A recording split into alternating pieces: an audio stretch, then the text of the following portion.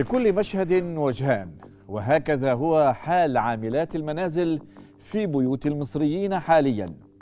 فقديما كانت عاملات المنازل يقتصر وجودهن على بيوت الأثرياء فقط، ولكن الآن اضطرت سيدات كثيرات من أبناء الطبقة المتوسطة للاستعانة بهن في إدارة شؤون البيت من نظافة وطبخ ورعاية للأبناء وكبار السن، خصوصا إذا كانت المرأة هي الأخرى عاملة.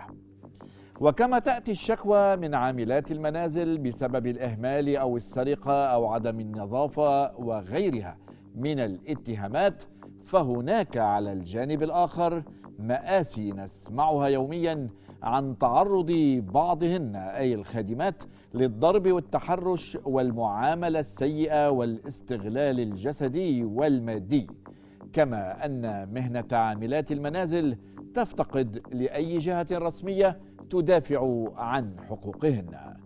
فمن الظالم ومن المظلوم؟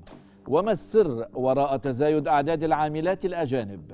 وما حقيقة الاتهامات الموجهة لمكاتب تشغيل وتوريد عاملات المنازل سواء المصريين أو الأجانب، والتي تصل بعضها للاتجار في البشر؟ دعونا أولا نبدأ باستعراض مجموعة من التجارب الحية وتعليقات لخبراء ومختصين عليها، وكل ذلك في حلقة الليلة من حصلت قبل كده، والتي تحمل عنوان عاملات المنازل.